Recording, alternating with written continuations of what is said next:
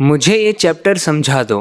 जैसा कि आपने फ्रंट पे देख ही लिया होगा, इस वीडियो में आप समझने वाले हैं कि समझाना इसे इंग्लिश में कैसे कहते हैं। अब आपको शायद लगेगा कि समझाना मतलब एक्सप्लेन या मेक समवन अंडरस्टैंड, लेकिन अलग अलग सिचुएशंस में समझाना जो ये हिंदी का वर्ड है, इसके लिए हमें इंग्लिश में अलग वर्ड्स का यूज़ करना होता है। कॉन्टेक्स्ट पर डिपेंड करता है कि हम समझाना के लिए इंग्लिश में कौन से वर्ड का यूज़ करेंगे। We can't stick to one word.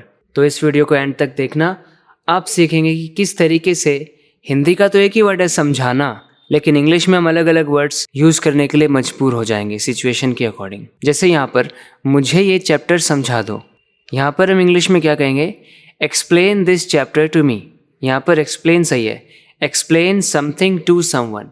This is how the structure is, explain something to someone, explain this chapter to me. अब इसके लिए यहाँ पर एक और वर्ड आप यूज़ कर सकते हैं, elaborate on this chapter for me.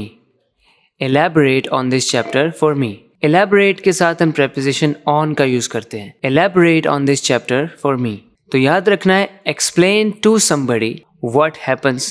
So इस तरह से explain के बाद आप question words का यूज़ कर सकते हैं, और अगर person वहाँ पर mention करना है कोई भी, तो उसके पहले to ज़रूर आएगा। Explain something to someone, ये याद रखना है। Explain that भी आ सकता है, यानी एक्सप्लेन के बाद दैट क्लॉज भी आ सकता है। जैसे कि ही explained that he was in a bad mood, उसने ये बात समझाया कि वो बुरे मूड में था। मैं समझाता हूँ, उसका क्या मतलब है? जैसे कोई कंफ्यूज्ड है किसी चीज़ को लेकर, तो मैं बोल रहा हूँ मैं समझाता हूँ, उसका क्या मतलब है? हम कहेंगे आई will explain what he means. तो एक्सप्लेन के बाद हमने वॉट एक क्वेश्चन वर्ड का यूज़ किया।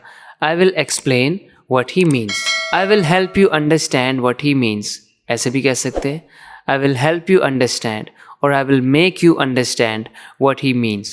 उसने समझाया कि सफल होना मुश्किल होता है, उसने ये बात समझाई। हम कह सकते हैं he explain that it is hard to get successful. यहाँ पर आपने देखा कि एक्सप्लेन के साथ हम दैट वर्ड का यूज़ करके आगे सेंटेंस बोल सकते हैं। He explain that it is hard to get successful. उसने एक्सप्लेन किया कि सक्सेसफुल होना मुश्किल होता है। ऑफकोर्स इस बात को और तरीक़ों से कह सकते हैं, He elaborated on the difficulty of achieving success. Success को अचीव करने की जो डिफ़िकल्टी होती है, उसके ऊपर उसने elaborate किया, उस बात को डिटेल से समझाया। He made it clear that being successful is a tough task. He made it clear. क्या आप मुझे समझा सकते हो कि मुझे करना क्या है? क्या आप मुझे समझा सकते हो कि मुझे करना क्या है?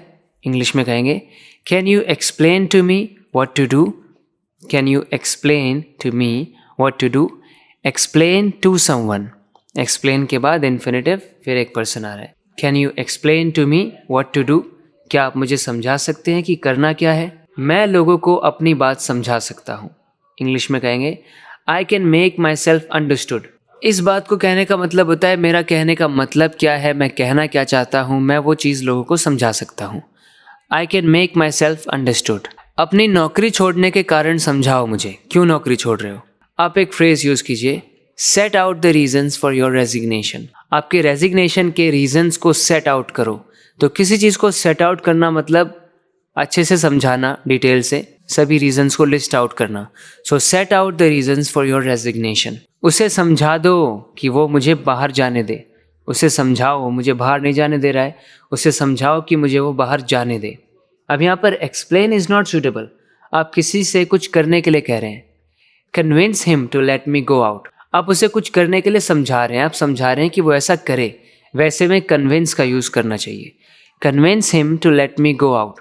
अब कुछ और तरीके देखिए, persuade him to allow me to go out. उसे परसुएड करो कि वो मुझे बाहर जाने दे।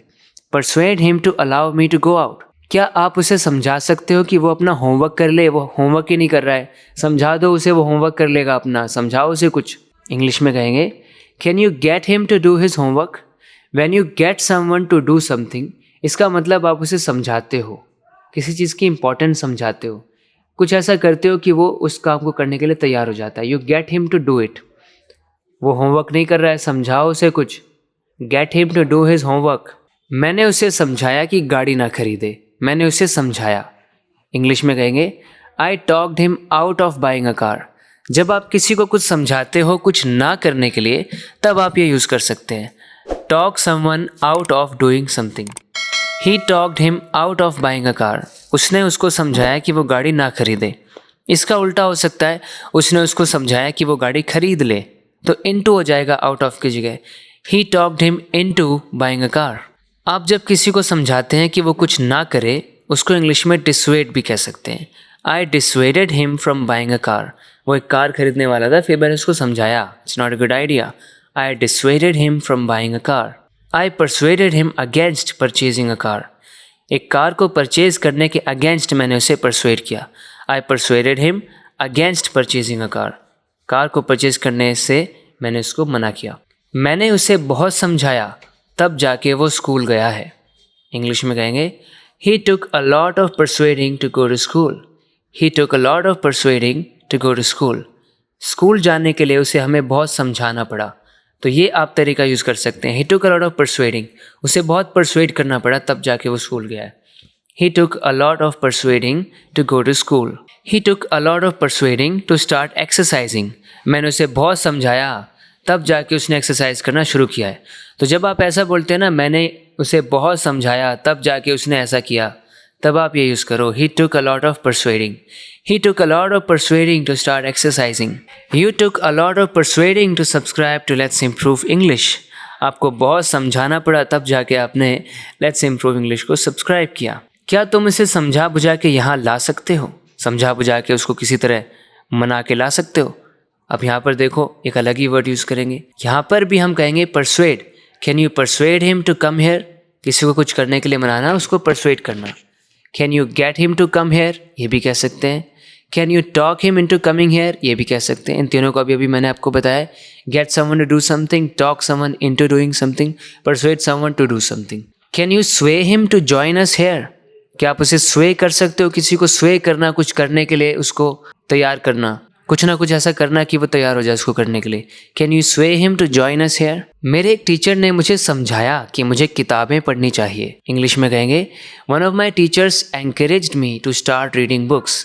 यहाँ पर हमने एनकरेज का यूज़ किया क्योंकि उन्होंने मुझे प्रोत्साहन दिया कि किताबें पढ़ना अच्छा होता है। उन्होंने मुझे मोटिवेट किया कि किताबें पढ़नी चाहिए। अब यूजुअली प्रोत्साहन देना, प्रेरणा देना, ज्ञान देना, ये सब वर्ड्स हम रेयरली यूज़ करते हैं।